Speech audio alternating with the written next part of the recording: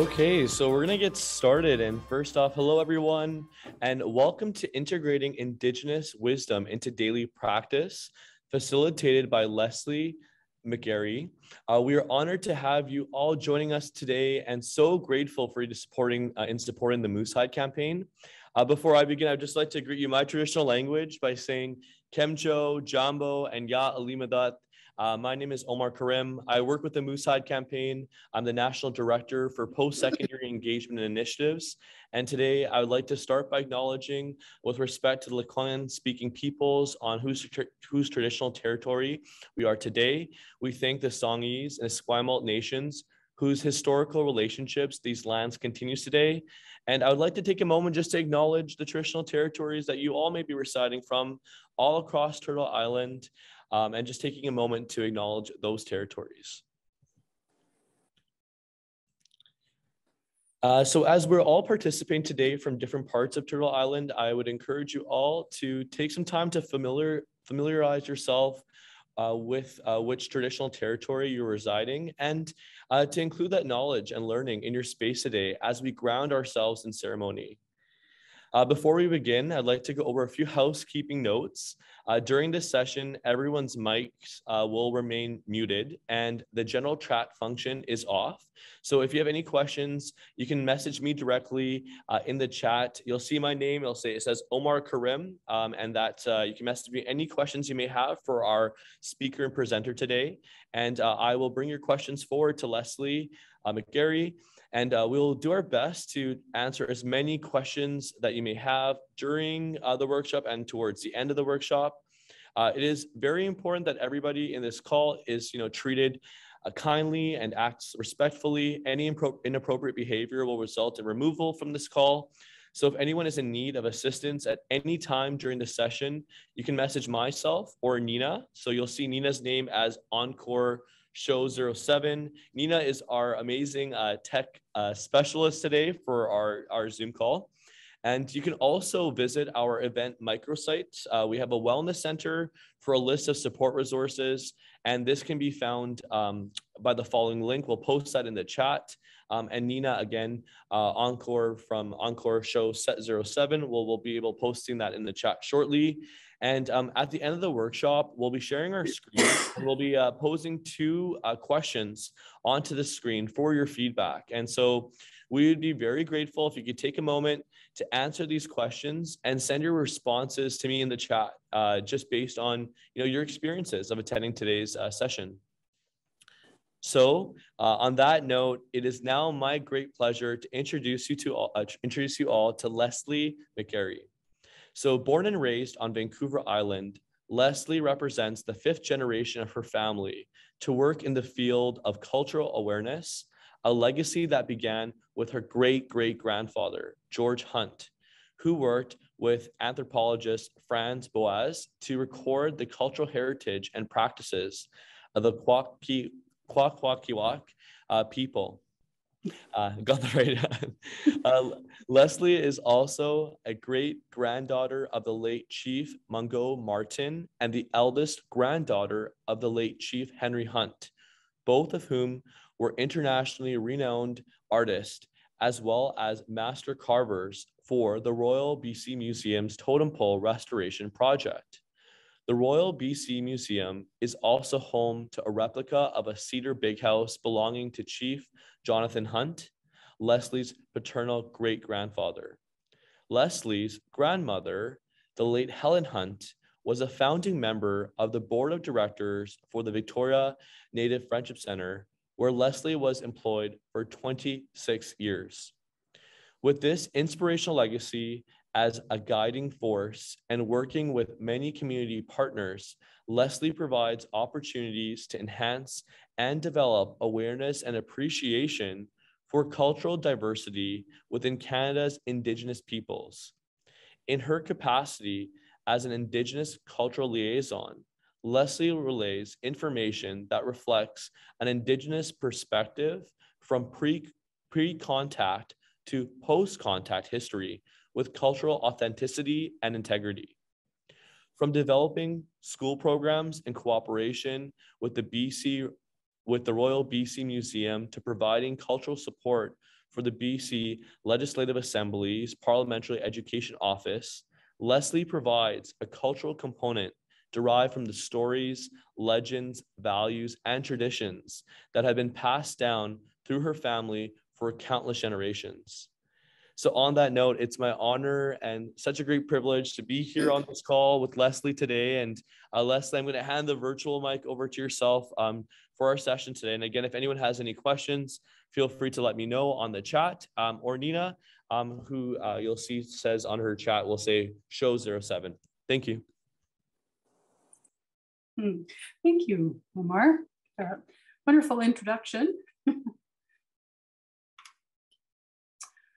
Hakela Kesla, Nukwa Leslie, Kwagiulth Akis, Kwagiulth.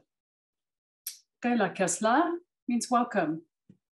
Nukwa means my name is, and my name is Leslie. Kwagiulth means I am from, and Akis is the name of the village I come from the northeastern part of Vancouver Island. So I am from the Kwagiulth territory, from the Kwagiulth band, and that makes me a visitor to these lands. I would like to offer my sincere gratitude to the Esquimalt and Songhees First Nations of the Lekwungen-speaking peoples for their generous hospitality. As a guest on these ancestral lands, I have been fortunate to not only witness, but also experience their uplifting kindness. Haichka. Haichka Tela Kesla. I would also like to acknowledge the people responsible for creating, hosting, and facilitating the Moose Hide campaign, and for the invitation to participate. I believe it is critical to the healing and restoration of the Indigenous peoples residing in what we now call Canada to come together and share our truths, even if we need to apply this technology to do so. I would also like to take a moment to honor our children who are being discovered across Turtle Island. The number is now exceeding 10,000, but it was time for this truth to come forward and for Canadians to witness that this was a reality for First Nations people for 7 generations. And now that it's there, we can work together towards healing and reconciliation on a good path. And this initiative that we are participating today is one of those things, bringing that attention to at least one element of those 94 calls to action. So I'm very grateful for this day, and I feel blessed to be a part of it. Okay, another thing that I would like to share is location. If we were able to gather in person, I would offer you food before sharing information. This is a cultural protocol from my territory, as well as many other Indigenous communities. My grandmother would always ask her visitors if they were hungry before settling down for a visit. She said that people are more likely to be focused on the conversation if they are not preoccupied with a growling tummy. It is our way to share knowledge while eating, so your body as well as your mind is encouraged to absorb the information so that it never leaves you. Our wisdom keepers say that when you share information, it should include feeding your spirit with knowledge and wisdom. So on that note, the learning environment is also a key component to sharing, and I would like to invite you to participate in visualization exercise. I'd like everybody to close your eyes.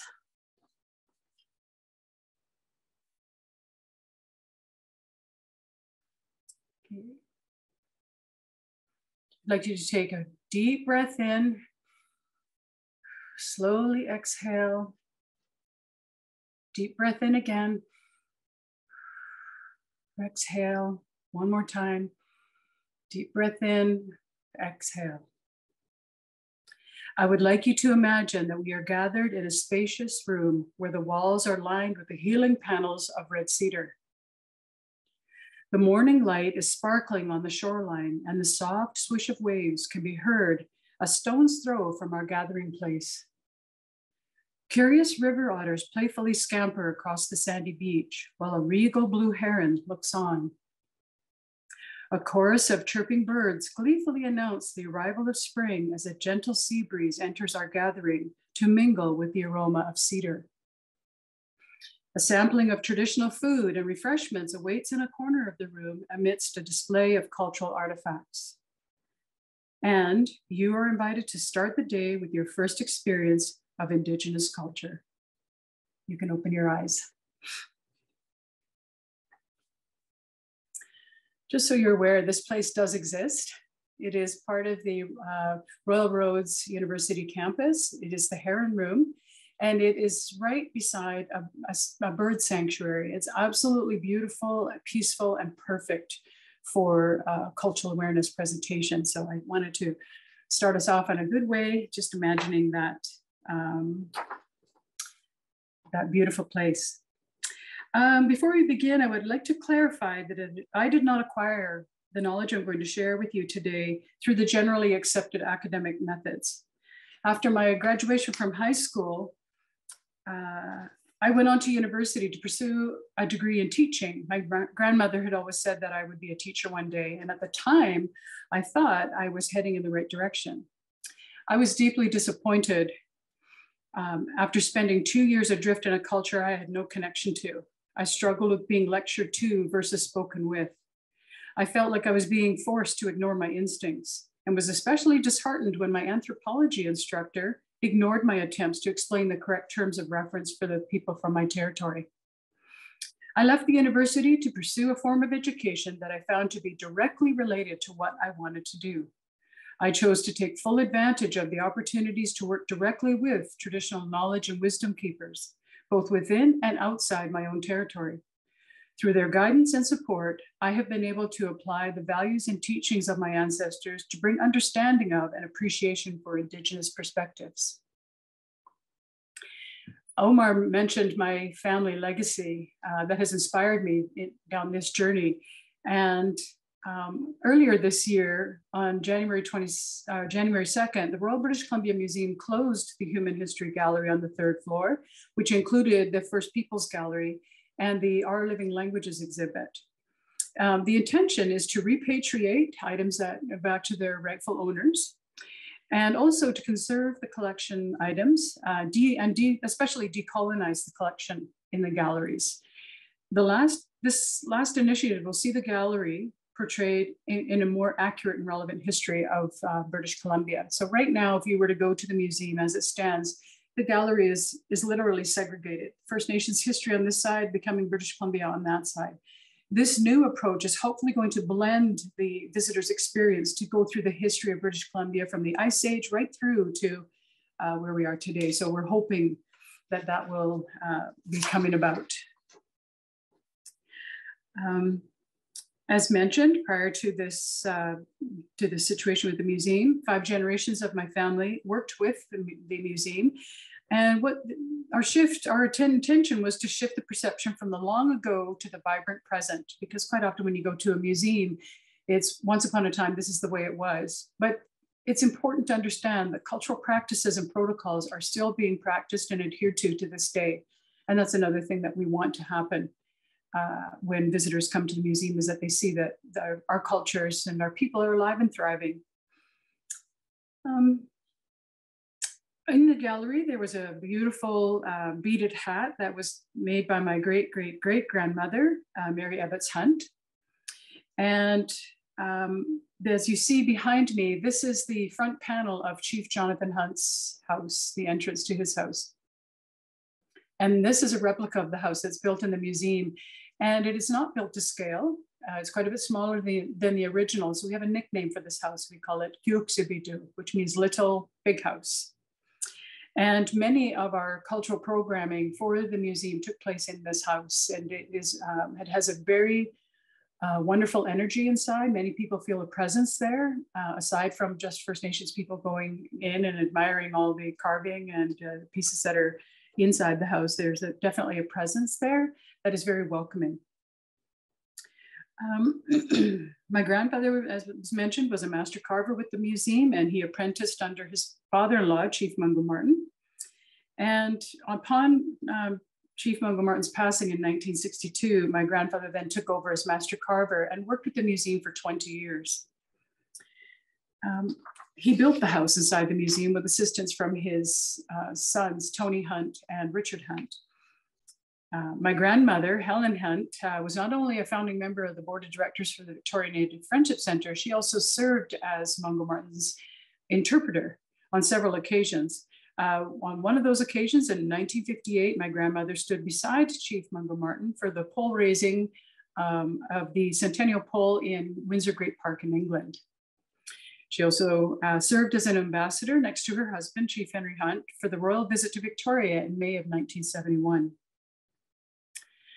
When my grandfather retired from the museum, my uncle Richard Hunt took over for him and worked with the museum for 13 years.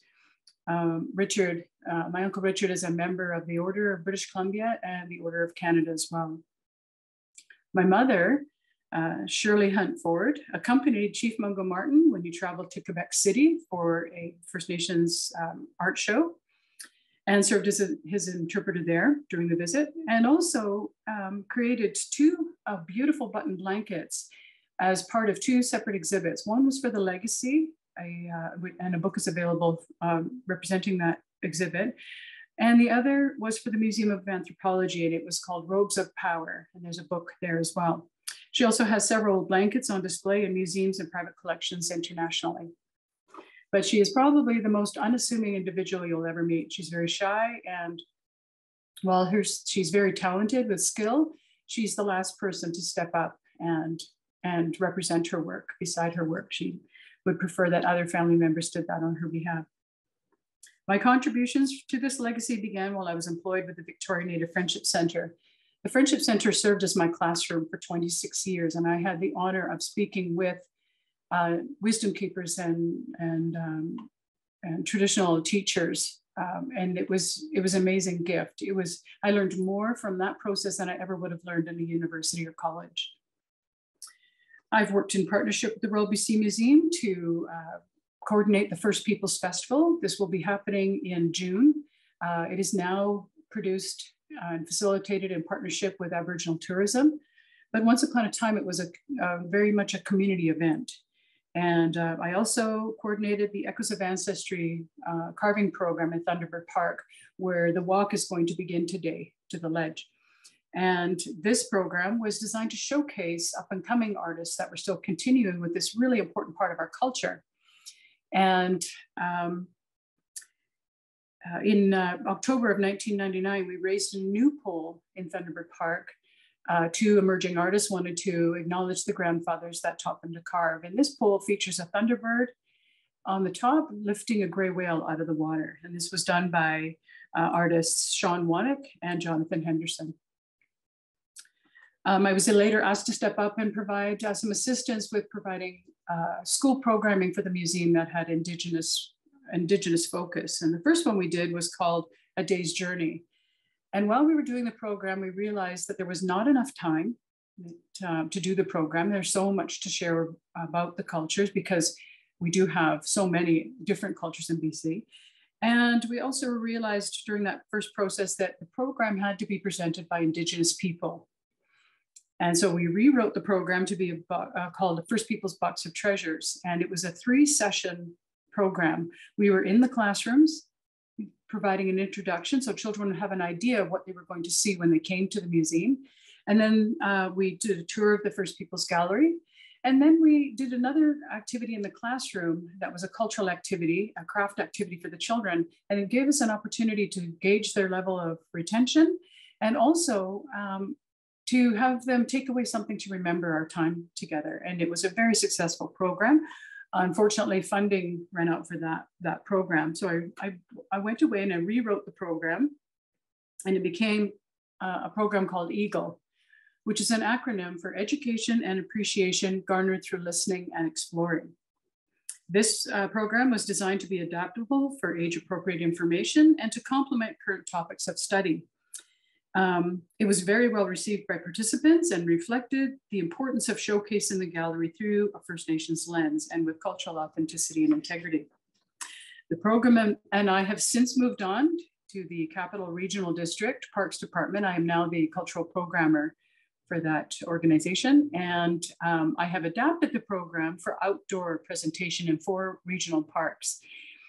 I now teach children how to respectfully explore our parks and beaches. It's important to stay on trails. It's important to explore with respect, which means not disturbing natural habitats. It's important to leave only footprints and take away only memories. And so we're teaching that now in our parks. I also believe that I represent a handful of children from my generation to be raised in an environment of acceptance from both sides of the family. I was never treated like I was half this and half that, or somehow less important because of my mixed heritage. Instead, I grew up with the confidence that I was a complementary blend of 2 cultures, which resulted in my aspiration to serve as a bridge between cultures. Excuse me. My intention is to offer an Indigenous approach and a perspective that will encourage the breakdown of the all too frequent stereotyping of Indigenous people. It is my hope that through sharing an alternative worldview, we might begin to navigate a journey towards reconciliation.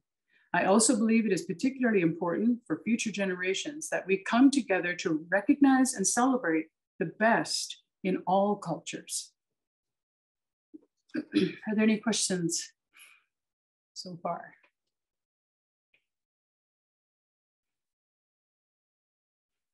Okay, looks like we're good to go. This is an exercise I would usually do as part of this presentation. And if we were together, I would ask you to turn and introduce yourself to the person to your left and then to the person on your right. And I'd like you to take a moment to think about what you would share. What would you share in that process of introducing yourself? Let's give you a couple minutes to think about that.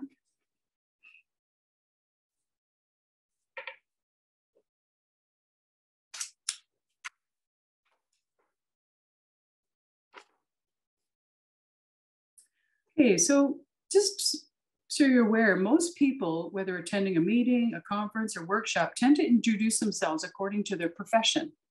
So they say, I'm a social worker, I'm a nurse, I'm a teacher. And if we were together, I would ask you to reintroduce yourself, but share something about yourself. You've lived in Victoria for this many years, or you're awaiting the arrival of your first grandchild, or you're attending a wedding this weekend, or something like that, something personal I would ask you to share. And the reason why we do this is because quite often when we share a little bit about ourselves, we identify common ground with other people. And I'd like you to consider that what we do for a living is not who we are. We are so much more. And when we can engage with our colleagues, engage with our neighbors, the bus driver who gets you to work every day on a different level other than just as the professional level, we make those connections and we see each other as people. And this is a really important part of Indigenous ways of being and knowing is seeing each other as people and not as a profession or a position of authority. Our purpose of this workshop, we are here today to discover the benefits of integrating Indigenous wisdom into our daily practice. This gathering will offer insights into how integration of traditional values and teachings, practices, and protocols effectively serve Indigenous peoples as they stand up against violence towards women and children. I encourage you to consider the presentation with open minds and open hearts and leave behind preconceived ideas about Indigenous peoples. If we were able to come together in the same space, I would have arranged the seating to represent an open circle. This is to promote an open learning environment. With this arrangement, we do not compromise the traditional protocols associated with a complete circle. This is a form of communication. It's a practice associated with many Indigenous peoples, and the circle itself is very sacred. With an open circle, we can stand up and move if we need to, all of those different things without compromising the protocols usually associated with a closed circle. Indigenous ways of being and knowing cannot be fully appreciated, in my opinion, with handouts and or PowerPoints. I prefer instead to encourage further investigation by inspiring sincere interest. So hopefully the information I'm going to share with you today will have you wanting to know more about maybe something that's connected to your family or something that's connected to your profession that you want to know more about. So it's to inspire interest. We acquire our knowledge through the discipline of listening and experiencing through engagement of both mind and heart. So my grandmother used to say, always make sure to use this and this before you use this. If we took the time to do that, we would probably have a lot less conflict in our communities. We tend to react to what people say without taking the time to really consider what we're going to say. To support this approach, I will share personal stories and family histories to encourage a meaningful educational experience reminiscent of the traditional teaching methods for our ancestors. I encourage each of you to attend this session with an open mind and open heart while considering the notion that memory is enhanced when there is emotion attached. Now, on that note, when we talk about the violence against women and children, it does trigger things in people. And for some reason in Western society, we are taught from a very young age that tears are a sign of weakness, that tears people should be embarrassed by that. In the First Nations cultures, tears are seen as a gift from the Creator. You should never be ashamed of tears because they are there to help you wash out your soul. That's why we cry, because sometimes life gets difficult and we need to start over. And sometimes one of the best ways is to get rid of that negative energy. And that's what tears can do for us. How are we doing so far? I see the screen lighting up. Are we okay? Okay, I'd like to move into terms of reference.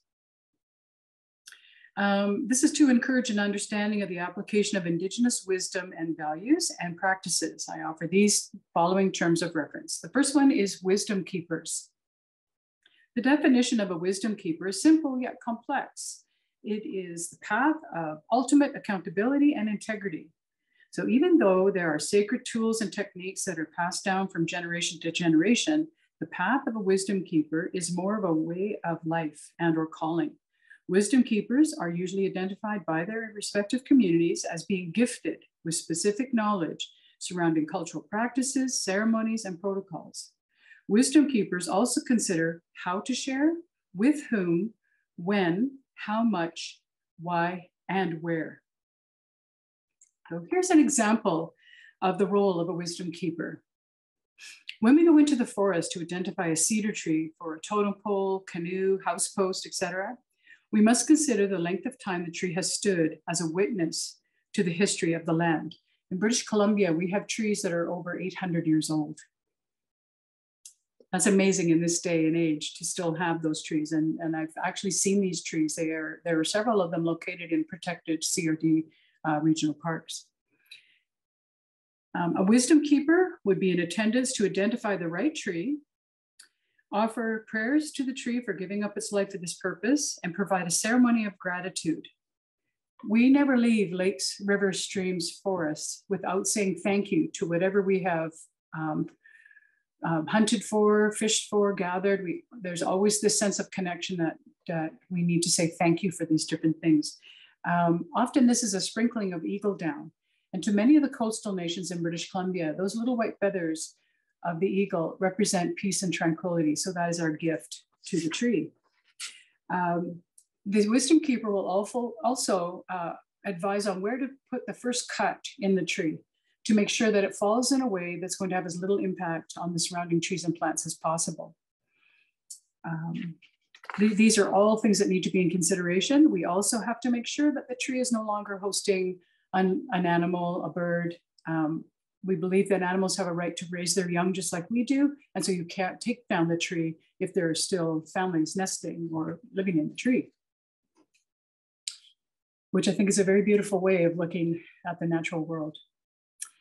For values, this is a standard definition of values. This is from the Canadian Oxford Dictionary. The principles or moral standards of a person or social group. the generally accepted or personally held judgment of what is important in life. This is a definition of Indigenous values. Although there is no single Indigenous culture, there are common threads in the traditions of Indigenous peoples that are worth remembering and integrating into our daily lives. They can assist with addressing the fundamental social, ecological issues of our times and can directly inform our guiding principles. And these are examples of Indigenous values. The first one is the 7th generation principle. This principle states that we should make decisions about how we live today based on how our decisions will impact the future 7 generations. We must be good caretakers of the earth, not simply for ourselves, but for those who will inherit the earth and the results of our decisions. There is a belief, a general belief that everything belongs to those not yet born.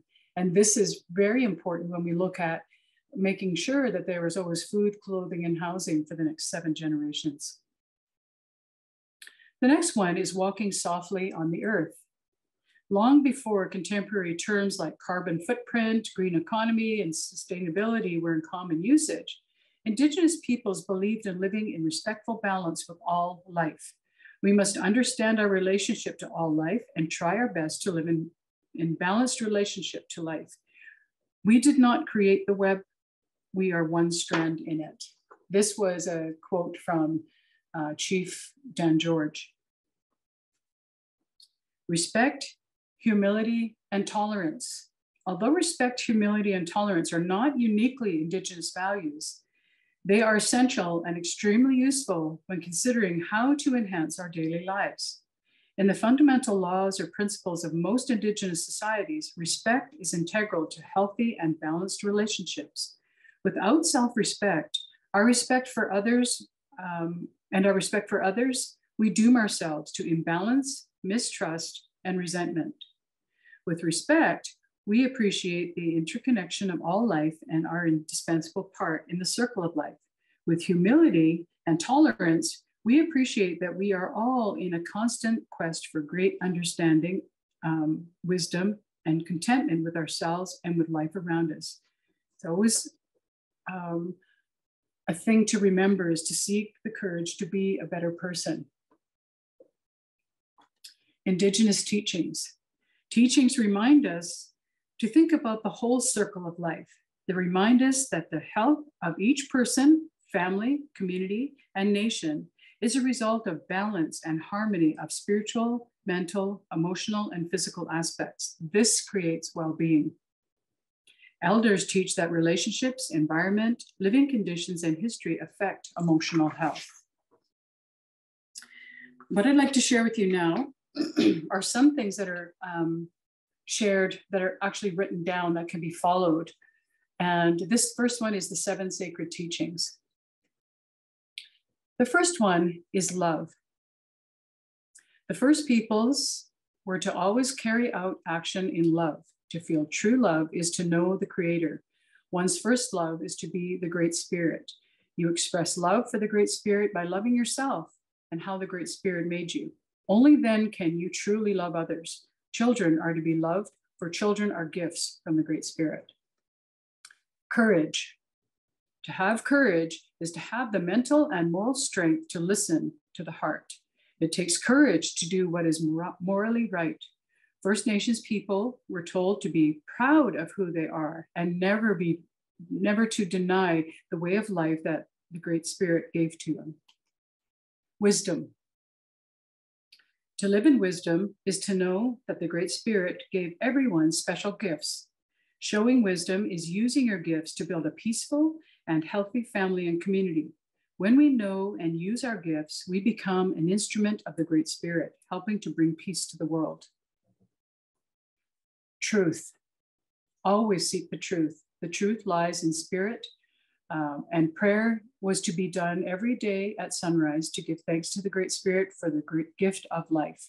Each of the gifts and ceremonies were given by the Great Spirit to the original human beings to help them find the truth and the true meaning of their life on earth. Living the truth is living the 7 sacred teachings and living from the heart. Respect. First Nations people were told to always respect all life on Mother Earth. To show real respect is to share and give of yourself for the benefit of all life.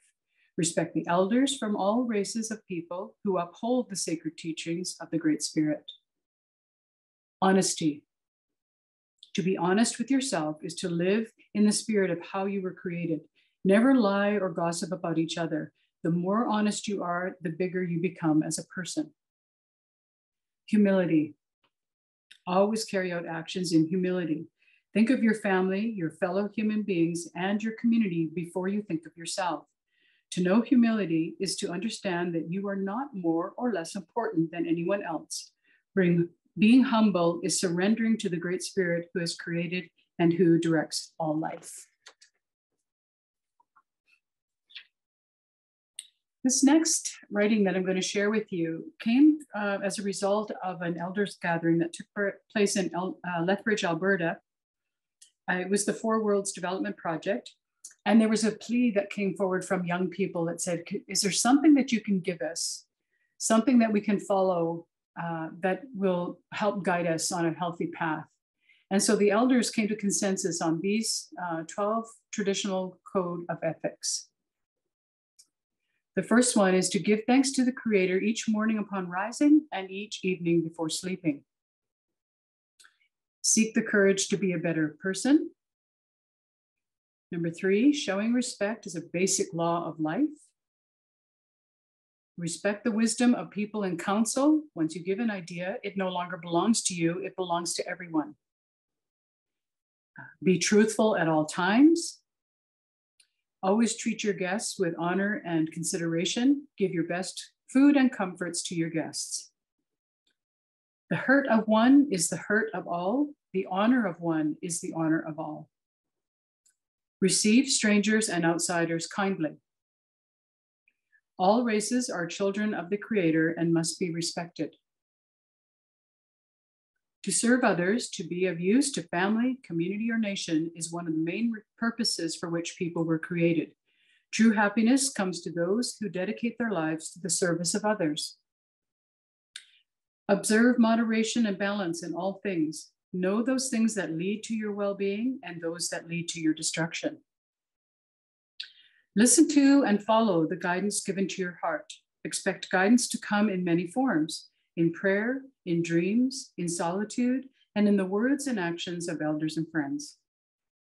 So just those 2 writings can guide people on a good journey, on a good path in life, and attempting at least to live in balance with all things. Sometimes when we work in an environment where we are the only First Nations person in that particular environment, sometimes the way we do things it really makes people scratch their heads and go, why would you do that? And the example I would like to use here is when I first went to the Capital Regional District to work in the parks. And we were starting to do, they were showing me what they usually do for a beach program. And what this entailed was going down to the beach and taking, a handful of crabs and maybe some sculpins and, barnacles and putting them in an aquarium for people to observe. And as I watched them go through this process, I had to stop and say, if this is the way the program is going to roll out, I can't be a part of it. And they asked why. And I said, because it goes against everything I believe in. First Nations people believe that unless we have a purpose for like hunting, gathering, or fishing, we do not have the right to disturb animals in their natural habitat. So they asked me what I would suggest in place. So what I came up with was when you go down to the beach, rather than flipping over the rocks and handling the creatures, take a stick or a spoon and lift, look, and lower. So you're not disturbing the animals, and you will learn so much more about how they move and how they survive by watching them in their natural habitat. So lifting, looking, and lowering. And this is a practice that we are now engaging with children in the programming. The other one was children putting their hands in the tide pools and things like that. And today, I mean, aside from having sunscreen, we now have hand sanitizer on our hands, which is not very, it's not a good thing for the tide pools that we're putting our hands in there. So what I came up with instead was I was walking through a grocery store and I noticed the top of a cake container. And I asked the person behind the counter at the bakery if I could order a sleeve of those cake tops, and they actually donated them to us, which was great, knowing that they're for an educational purpose. So what we do instead is we take this sort of square top, flip it over, and put it in the water, just on the surface of the water, not submerging it, but putting it on the surface. And the children saw fish swimming, they saw barnacles feeding, all of this sort of thing without interfering with the animals themselves. So this is something that we practice now, and something that the other naturalists have become comfortable with. Is they appreciate now that why we don't do those things. We also ask the children to do a beach pledge, that they will not handle the animals on the beach and they will not use their hands to explore. And we're making some good headway with sharing that with the children in the local schools here in Victoria. The next thing I would like to talk about is practices and protocols. Practices are the application of the values and teachings. Examples include brushing or smudging. Both are forms of spiritual cleansing. So most people have heard of smudging. It's where you burn sage or sweetgrass, and you cleanse yourself spiritually cleanse yourself with those things, or you have somebody actually do that for you. On the coast here, we do something called brushing, where we will take cedar boughs and we literally brush off an individual, and that carries any negative energy away that that person might have. Then we encourage the person to carry a small bundle, again, of eagle down, and that peace and tranquility influences the regaining of balance.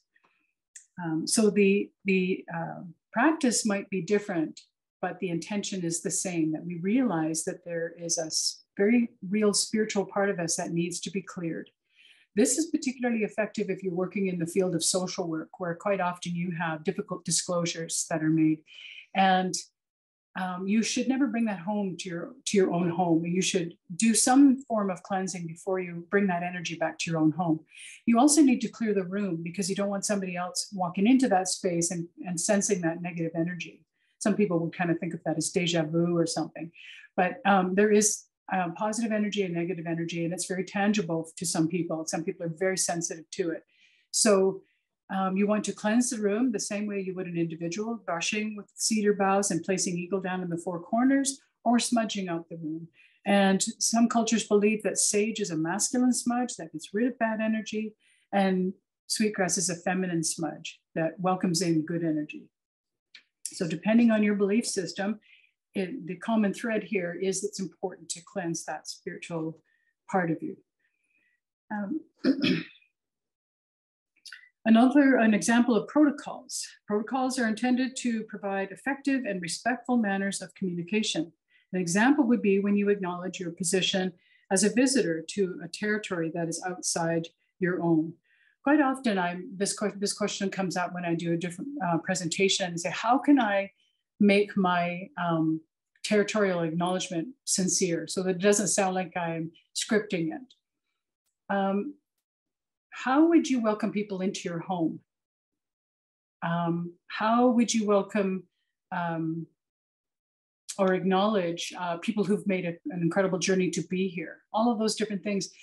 Don't be afraid to be personal in your approach. Always include yourself in what you're saying. I am very fortunate to have been on the receiving end of kindness, and that is amazing from the local people here. I've always been welcomed with open arms, and I've always considered that a true blessing to have that from the local people here. I'm a long way from home, and as much as I would like to interact with my elders, they're not readily available to me.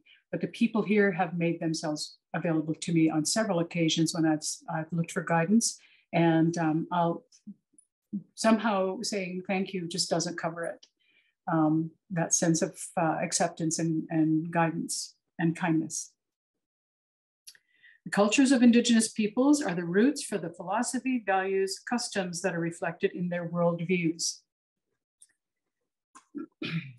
We're going to go into the difference between Indigenous worldviews and Western worldviews, because this has been a critical barrier to coming to terms with any sense of negotiation that's happening. If you don't see the world the same way, how do you then come together to negotiate resources or land claims or anything else. So this, we're going to discuss 8 particular differences between Western and Indigenous peoples' worldviews. So before we do that, what is the definition of a worldview?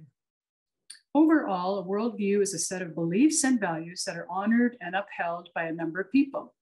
A worldview includes how the person or group interacts with the world around them, including land, animals, and people. Every person and society have a worldview. Many societies pass on their worldview to their children to ensure continuity. As people interact and learn from one another, it is not uncommon for them to acquire the beliefs of other worldviews. Worldviews evolve as people and societies evolve. Understanding the core differences between Indigenous worldviews and Western worldviews is an important component in achieving cultural harmony and respectful relationships. The following examples speak in very general terms in the description of these differences. So also important to know, the root of the difference between the worldviews is that they generally subscribe to opposite approaches to knowledge, connectedness, and science. Indigenous cultures focus on a holistic understanding of the whole that emerged from the millennium of their existence and experiences. Traditional Western worldviews tend to be more concerned with science and concrete, compartmentalized knowledge, and they focus on the understanding of the bigger related picture. So here are the 8 differences. As I read one, I will begin with the Indigenous worldview first, and then the Western worldview will follow. So here's the first one. Indigenous communities, they are spiritually centered societies, a system based on belief in the spiritual world. Western world, scientific, skeptical, requiring proof as a basis of belief. Number 2, there can be many truths. Truths are dependent upon individual experiences. In Western society, there is only one truth based on science or Western style law. Number 3, society operates in a sense of relatedness. Everything and everyone are related. There is real belief that people, objects, and the environment are all connected. Law, kinship, and spirituality reinforce this connectedness. Identity comes with connection. In Western society, it's compartmentalized, thinking in silos. If we pause for a moment and look at that, if we look at our education system, there is social studies, there's science, there's all language arts. But in a West, if we were teaching from an Indigenous perspective, those silos are actually interlocking circles. They are related to each other. They help express our research. They help, all of those different things are all connected. And again, we don't think in those compartmentalized ways. Number 4, the Indigenous perspective, the land is sacred and usually given by a creator or supreme being. In Western society, the land and its resources should be available for development and extraction for the benefit of humans. Number 5, time is non-linear and cyclical in nature. Time is measured in cyclical events like the seasons. The seasons are centered to this sort of cyclical concept. In Western society, time is usually linearly structured and future orientated. The framework of months, years, days, etc., reinforces the linear structure. On that note, First Nations people look to the seasons and look to animal behavior to determine when it's time to be hunting, fishing, gathering, and celebrating in ceremony. We look to the sky, the positioning of stars, of the moon, of all of these different things inform us on when it's time to do certain things through the year. So we don't have that structure of months, days, and years. Excuse me. Number 6, feeling comfortable is measured by the quality of your relationship with people. In Western society, feeling comfortable is related to how successful you feel you have been in achieving your goals. Number 7, human beings are not the most important in the world. And in Western society, human beings are the most important in the world. And number 8, amassing wealth is important for the good of the community. In Western society, amassing wealth is for personal gain. So understanding and respecting the differences in worldviews will help in relationship building between Indigenous and non-Indigenous people. As Martin Luther King Jr. said, we must learn to live together or perish together as fools. Are there any questions? So Leslie, we actually have a few questions. I'm just going to run through some of them. So we'll start with the first one, actually. It's related to the 7 sacred teachings. So a few members were wondering, what is the book called? And is there a way that they can get a copy or a reading of the document, or how that can be shared? You can actually Google that and you will find the 7 sacred teachings there. It's an approach that became really critical to a lot of Indigenous programming. And so you can, most institutions that have an Indigenous centered program will have those available. Great. And so the next question we have, Leslie, is around to spread this wisdom and knowledge to coming generations. And are there more programs planned within the education system other than very broad information? The individual's wondering, I'm not sure how much children are taught about the place of First Nations in our school system. Well, fortunately in British Columbia, First Nations culture and history from a First Nations perspective is now part of the curriculum. So whether you're teaching science or language arts, there has to be an Indigenous component to each of those topics of study. And it's making a huge impact, not just on educating the general public, but also instilling pride in our young people about who they are and where they come from. Especially those children who were not necessarily being raised in their culture, but now in the classroom, you know, they know they're Indigenous and they might not know a lot of the historic background, but there's this sense of pride coming forward.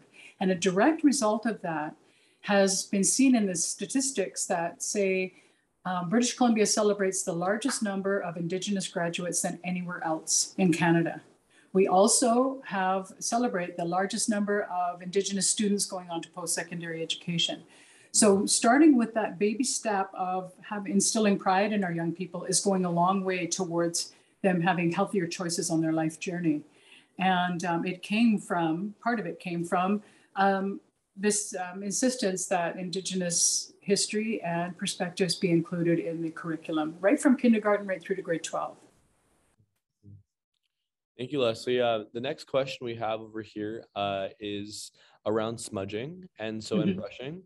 And so the member's asking here, is it appropriate for someone who is not Indigenous to do these practices? And they're worried about it may be a cultural appropriation. Okay. It's always a really good idea to consult with an elder, a wisdom keeper who's well-versed in the actual process and how to do this correctly. It's not just a matter of burning sweetgrass or sage, it's how you do this appropriately and how it's really going to make an impact for you. So if you get the chance to go to an Indigenous event and you can learn directly from a wisdom keeper or an elder that's very knowledgeable, that will help you a great deal. And I don't believe that there's cultural appropriation in that unless you decide you're going to teach it to everybody else. It should come from Indigenous people. And if you somehow make that connection to brushing or smudging, it's a good thing. You will notice a difference right away. You will feel a sense of grounding, that you feel some sense of connection. Up until fairly recently, people who were not aware that they had First Nations ancestry, when they started to explore it, they started to feel that sense of connection because it is a blood memory. It's a true belief amongst First Nations people that is a blood memory. It courses through your veins. And that's why different things you feel connected to. You feel, why do I, for example, get very emotional when I hear the drums? Because there's some sort of connection. We've noticed that when we start to teach children how to drum, the first beat that we teach is a heartbeat, because they're already familiar with that. We have witnessed babies who are sitting to the side playing with something, but as soon as the drum beat starts and it's a heartbeat, they drop whatever they're doing and they start tapping on something. It's a memory, it's a blood memory. They heard that beat before they were born. It was the beat of their mother's heart. So this is what promotes that sense of blood memory. Great. Well, the next question is, how do we reconcile a secular view that still wants to protect nature and walk softly on earth with a spiritual view? Do they need reconciliation? Can you repeat that question? So the question is, how do we reconcile a secular view that still wants to protect nature and walk softly on earth with a spiritual view? Do they need reconciliation? I believe they do. Yeah. That sort of sense of spirituality. When I was a child, I got to an age, I think it was like 7 or 8 years old, and I asked my grandfather what religion was. And this was my father's father, not my mom's family, who's First Nations. And he was like, "Oh wow, how do I explain that sense of spirituality or that connection to religion?" So what he helped me visualize as a child, he said, "Okay, let's pretend that we have come across a wagon wheel on its side. And right in the middle of the hub of the wagon wheel, there is a crust of bread. And on each of the spokes of the wagon wheel, there's a caterpillar here, there's a ladybug here, there's a frog here." Then he went around the wheel and pointed out different creatures. And he said, they all need that crust of bread, but they're going to get there in different ways. Maybe the frog will get there sooner because he hops, or maybe the ladybug will get there because she flies, but they all need to get there. And that's something that we often negate, is this sense of spirituality that we all need, that helps us maintain balance in our lives. So that's the way he explained it to an 8-year-old girl, a little girl. And I've always appreciated that visual, because I've used it for explaining this to my grandchildren, and they make that connection. Thank you, Leslie. That's all the questions we have up to now. I'll let you know if we have any more questions. And if anyone has any questions, feel free to just message me directly to ask Leslie as well. Thank you. Okay. Okay. Our next thing that we're going to do is an exercise. And again, if we were in a room together, we would break out into sessions together. But for today, what I'm going to do is instead share the five scenarios with you. And I would like you to think about what you think is happening in each situation, and consider the definitions and worldviews that have been presented so far. So there's 5 scenarios. I'm going to read them out to you. And for each one, I'll take a few minutes to if you want to scribble something down or whatever, just for your own reference of what you think is happening in the situation. And then I'll clarify what's actually going on afterwards. Okay, so let me just grab the right papers here. Here we go. Okay, so this first one is called bus passenger wigging out. And that should be bus passenger wigging out. I'm just noticing the reading across the screen here just to make sure we got the right thing here. Okay. So you are heading into work on a public transit when a young man boards the bus at the next stop. The man is wearing a leather jacket with a hand-drawn skull and crossbones image on the back. The legs of his jeans are torn on both knees, and the ragged edges are slumped over black, worn-out biker boots. He's wearing a black bandana over his shoulder-length hair, and his hands are covered in tattoos. The driver informs him that he's not permitted to bring his can of pop on the bus, and a heated discussion ensues. The man seems disoriented and then collapses in front of the driver. I'll just give you a moment to think about what you think is going on in that scenario.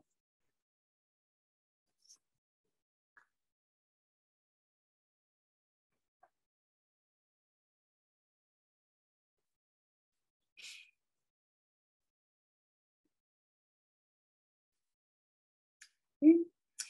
The next one is called cut off in traffic. You were heading home after a long day at work.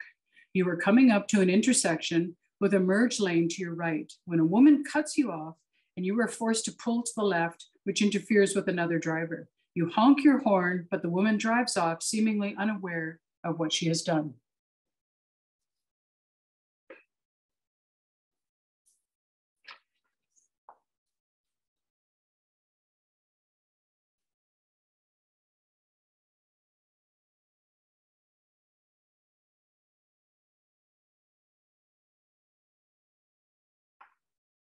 Okay, the next one is called incorrect change.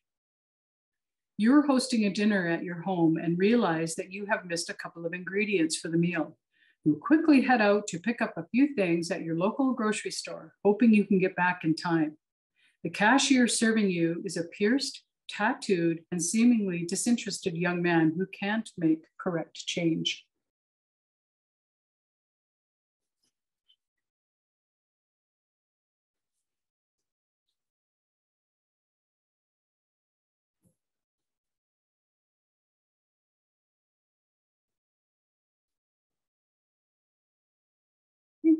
The next one is called begging in the street.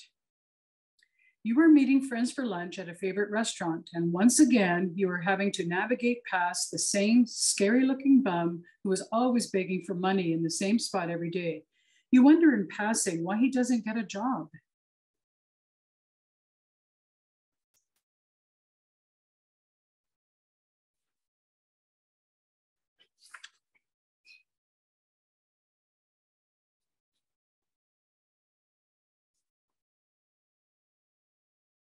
Okay.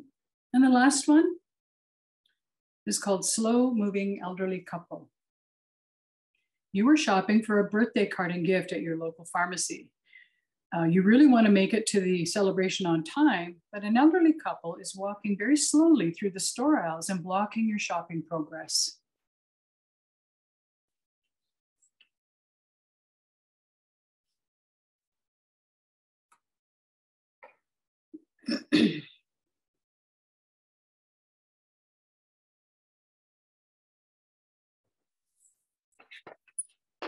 Okay.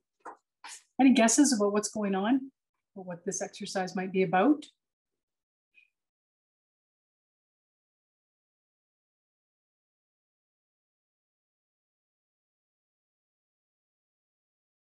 Oh, we have empathy, compassion, respect, bias, unconscious bias.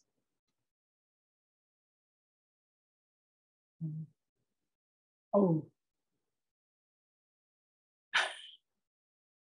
Wow, assumptions, negative assumptions, privilege, judgments. Okay, thank you everybody that's been filling that in. If you guessed that the point of the exercise is to refrain from judgment, you are absolutely right. Okay. We tend to go to a place where we feel we are somehow being deliberately inconvenienced. We honk our horns, roll our eyes, ignore people, or huff and puff as we pass. We don't consider possible circumstances. We move almost instantaneously to judgment. Sometimes we're not even aware of it. I call this one the sweep. When we surreptitiously glance up and down at an individual, we are assessing their clothing and demeanor. We judge people by their level of education, their position and or employment, the neighborhood they live in, etc. So one of the scenarios described an actual event and the other came from an inspirational quote. Okay. The first one I'm going to share with you happened to my husband. He was driving for BC Transit and the young man came on board and my husband said, "I'm sorry, you can't bring the pop on board." And so they started discussing this and my husband noticed right away that the fella in front of him seemed something was wrong. Right away, he knew something was wrong. So he was trying to figure out what's going on with this guy when the bus passengers were yelling at him to kick him off the bus. He's loaded, he's high on something, get rid of him, because they all wanted to get to work or get to their destination. So he had to navigate the people yelling at him, but to pay attention to the sky. So we got on the phone right away, and he spoke to the superintendent and said, I need to call an ambulance, and I need you to send another bus and unload these passengers to get them where they need to go. But this young man needs to be looked after. And sure enough, the man had diabetes, and he was having an episode. And as soon as the ambulance attendants arrived, they knew the young man, and they said, we've told you not to wait till the 11th hour. And they talked to him, they hung an IV right away, and they looked after him while everybody else was leaving through the back exit of the bus. And a lot of those people were red-faced. They didn't even consider that there was a medical issue here. They just assumed that because of the way he looked and the way he was acting, that he was drunk or high or whatever. So it was, for my husband, it was just a real eye-opener that, just don't make the assumption. Don't listen to people yelling at you. Step up and do what's required. The next one, the next four actually come from a poem that I read. I've been sharing this for quite some time now, and it just always really touched me. It really moved me, this poem. And this covers this last four scenarios. This poem is called A Different Type of Prayer. Creator, help us remember that the jerk who cut us off in traffic last night is a single mother who worked 9 hours that day and was rushing home to cook dinner, help with homework, do the laundry, and spend a few precious moments with her children. Help us to remember that the pierced, tattooed, disinterested young man who can't seem to make change correctly is a worried 19-year-old college student, balancing his apprehension over final exams with his fear of not getting his student loans for the next semester. Remind us that the scary-looking bum begging for money in the same spot every day, who really ought to get a job, is a slave to addictions that we can only imagine in our worst nightmares. Help us remember that the old couple walking annoyingly slow through the store aisles and blocking our shopping progress are savoring this moment, knowing that, based on the biopsy report she got back last week, this will be the last year that they get to go shopping together. Creator, remind us each day that of all the gifts you give us, the greatest gift is love. It is not enough to share that love with those we hold dear. Open our hearts, not just to those who are close to us, but to all humanity. Let us be slow to judgment and quick to forgiveness and patience and empathy and love. All my relations.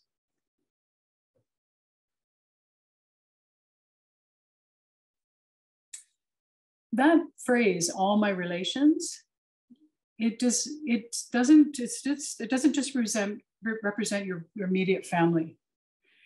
It is all creatures, two-legged, four-legged, creepers, crawlers. It includes everything. They are all my relations. We are all interconnected. You will often hear First Peoples say this phrase after a prayer, all my relations, and that's what it actually means. That it represents that connection to everything. Are there any questions about that? Leslie, we have a question over here. So I'll just read it over here. So the individual is saying, is it appropriate if I state my own sincere desire to support reconciliation through my efforts to preserve habitat and support wildlife? I'm a part of a leadership in 2 urban wildlife rescue / research and protection groups, and this is so important to me, but I don't want to overstep in my words. No, I absolutely believe that this could very well become a part of your work, recognizing that First Nations people have been stewards and caretakers of these lands for thousands of years. And it wasn't until contact with European culture that their approach as stewards was compromised.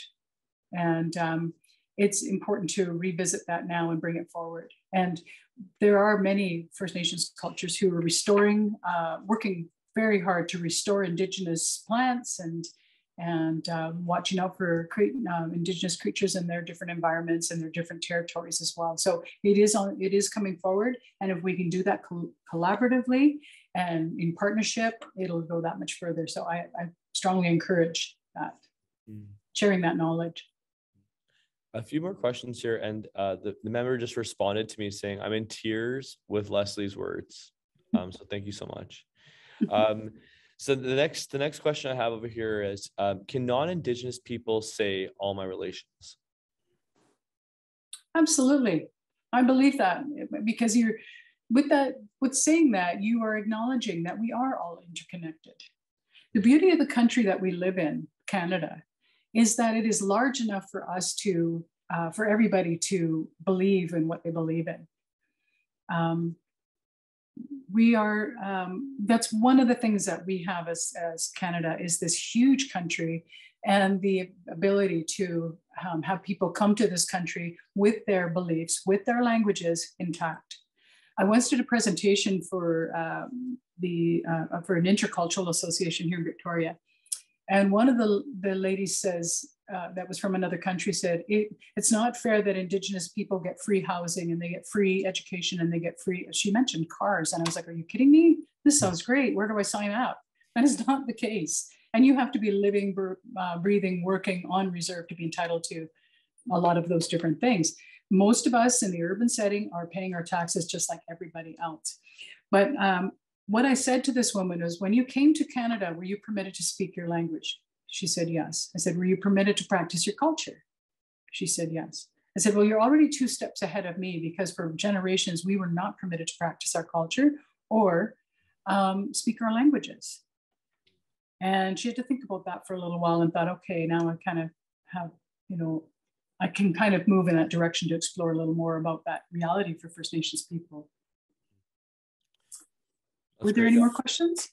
Yeah, we have 2 more questions here. So another question we have is, the member saying, I have a pouch of tobacco I bought specifically to create individual pouches for elders.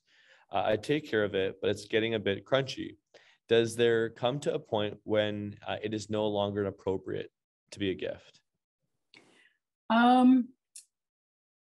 I think so. I think that when something is losing its value, its spiritual value, we would take that down to the beach and give it to the ocean. The ocean will carry that away.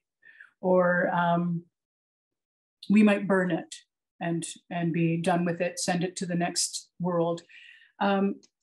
It's also, on that note about tobacco, depending on where you live in the country, tobacco is something that's one of the important things aside from sage and sweetgrass. But if you come from the coast here, there isn't so much of a connection to tobacco. And if you are non-Indigenous and you are asking asking questions of elders or wisdom keepers, what I encourage people to do is gift something that represents who you are, not who you think they are. So if you, I did this for one of the naval ships out here on the coast, the HMCS Algonquin was bringing the Lieutenant Governor up to Haida Gwaii.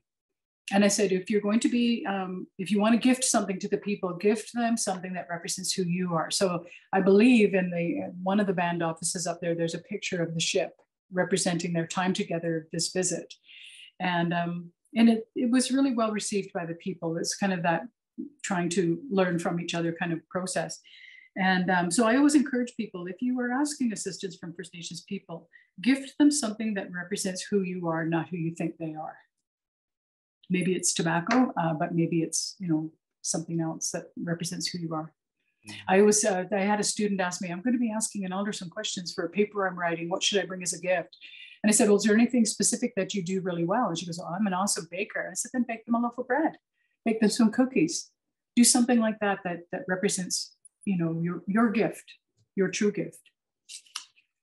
I love that, Leslie. I know we got a comment in the chat saying a member said, I try to gift others with comfort and caring, usually by making a meal, handcrafted item, or just a heartfelt conversation. That's pretty amazing. Yeah.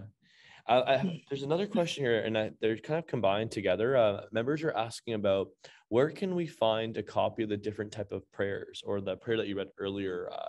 Is there a copy that we can find? Or Oh, for sure. What I can do is send a copy of this to the Moose Hide campaign. And if you want to download it from there, we can make sure that that's available to you. Great. Yeah. Those are all the questions I see here now. So that's great. Okay. How are we doing for time, by the way? I didn't want people to feel they had to sit still for. We are at 11:18, so around about 12 more minutes. Okay. Okay. Are we good to go then? Everybody's okay to just roll right through for our last little bit here? Okay. Thank you, everybody, for those great questions.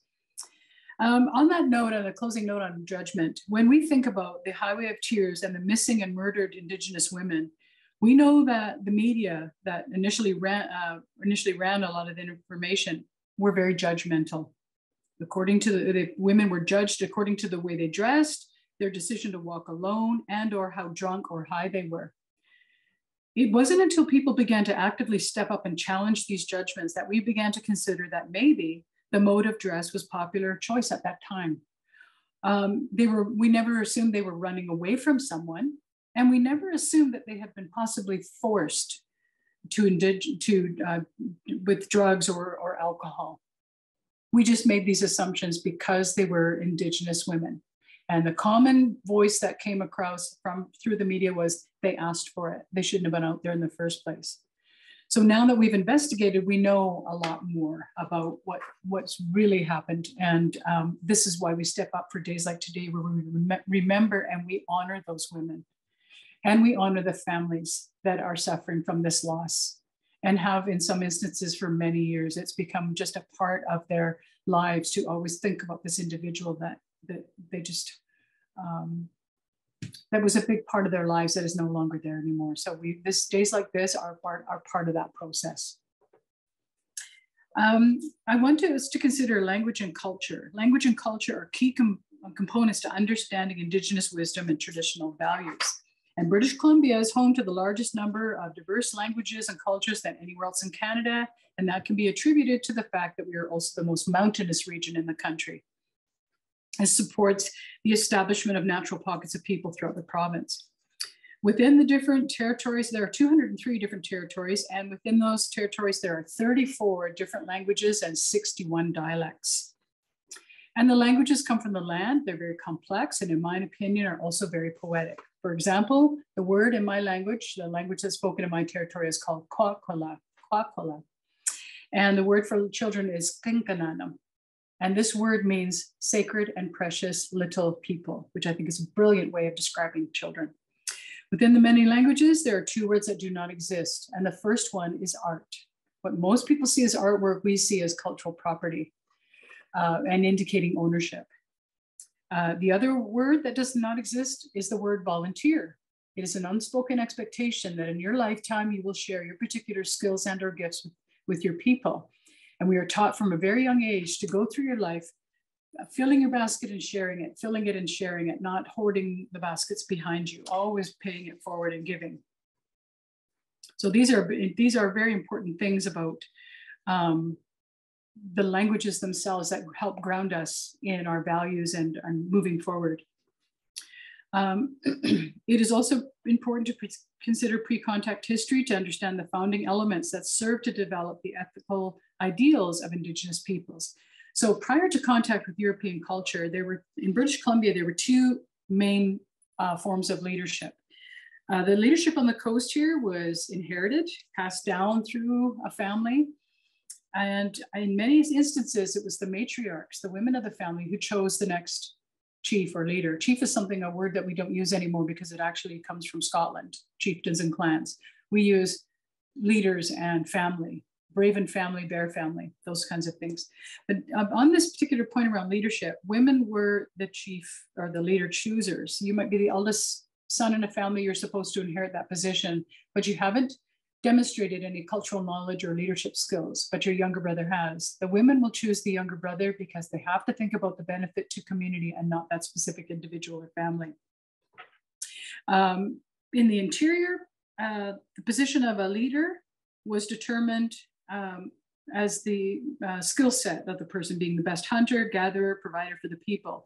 The person would also be able to know where to hunt, when, would know where to establish a permanent village site and would be well-versed in cultural protocol. So this person was selected to be in this position. On the coast here, it was a hereditary right. While these two forms of leadership took place in two diverse environments, they had two important things in common. Both leaders based their decisions on the most important people in their respective villages, which are the children. Children represent the future. They are the most important, and this is why we believe that everything belongs to those not yet born. Both leaders did not have to make decisions independently. In many instances, they had the benefit of two councils, Council of Women, Council of Elders. So collectively or collaboratively, they moved their people forward in a good way. Women, in some instances, were also the justice keepers. You do something wrong in a village, you face the life givers and they decide what happens to you. And they usually had several chances. First of all, they would talk to you to address maybe your aggressive behavior, as we're here today to discuss. If you continued that behavior, they would have you speak to the elders, and then they might have you secluded in the forest for a certain amount of time so you could look inside yourself for answers. But if you continued to demonstrate aggressive behavior, you were banned from the village. This was almost like a death sentence because a lot of people did not survive their first winter without the benefit of their community being beside them. Locally here, if you did something really horrible, like harm a child, you were not only banned, you were branded. They would literally take a stick from the fire and mark your face. That way, none of the coastal nations would take you in because they knew you were not to be trusted. Okay, so, and justice came very quickly. It didn't happen months and months later. It happened right there, right now. And because children witnessed this, they knew there were consequences for being disrespectful to other people in the village. And as a direct result of that, there was very little crime amongst First Nations people. Then we have people coming from other countries, and this is post-contact history. Since the Truth and Reconciliation calls to action were revealed, Canadians have heard horrific stories surrounding the impact of colonization. Here's a snippet of history in BC. In 1778, alcohol is introduced to the people in Haida Gwaii for the first time. What they don't tell you in the textbooks is that the grade of alcohol was 150 proof. Pure alcohol is 175 proof. And the way you would proof alcohol back in the day was to take an equal measure of gunpowder and alcohol, pour the alcohol onto the gunpowder, and as long as it could still ignite, that's how you proof that you weren't being sold a barrel of half rum, half water.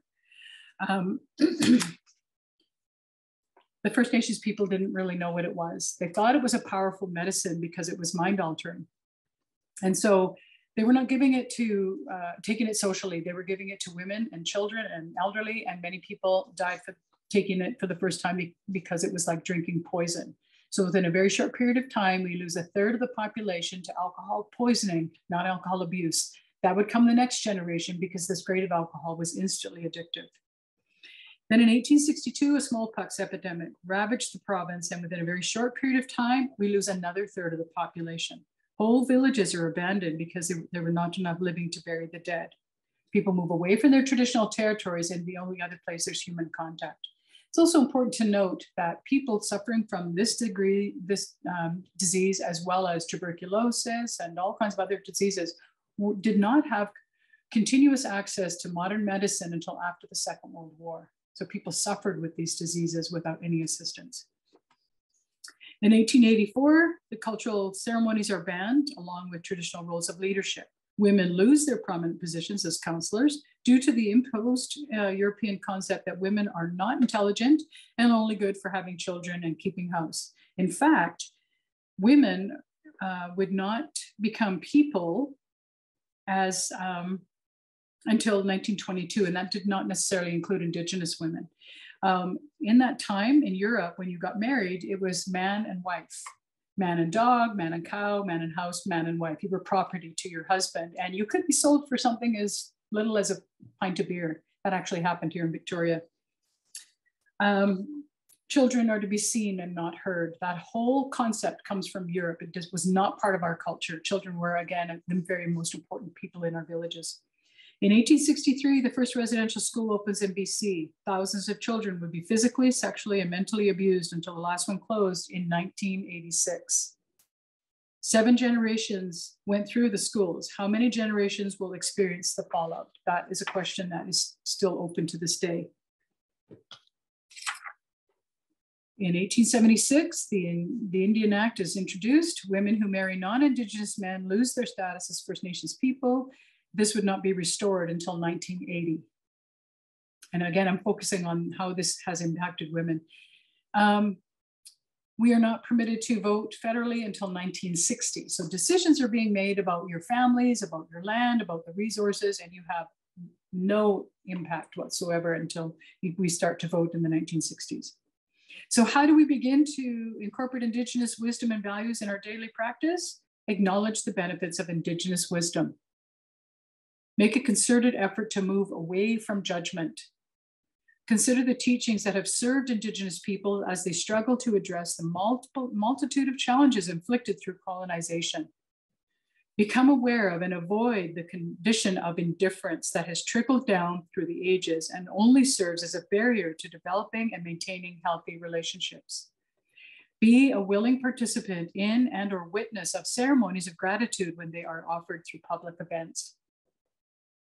Whether this is done through open prayer or through personal reflection, gratitude for the many gifts that surround us is paramount to our self-care and collective wellness. Okay?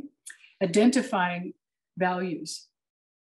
Identify and define a set of values that you consider to be important and represent your ethical ideas. I like to call these next ones the 4 A's.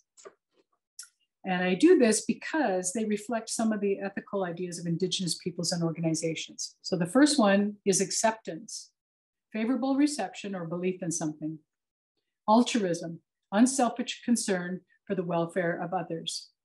Appreciation, recognizing the quality or significance of people and things. Authenticity, the quality or condition of being trustworthy or genuine. Other values might be more specific, like accountability, obligation or willingness to accept responsibility. Benevolence, an inclination to perform acts of kindness and charity. Commitment, being bound emotionally or intellectually to a course of action.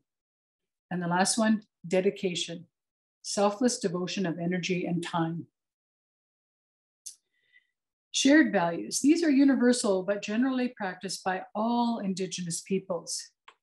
Respect, honor, integrity, wisdom, balance, sharing, spirituality, and generosity.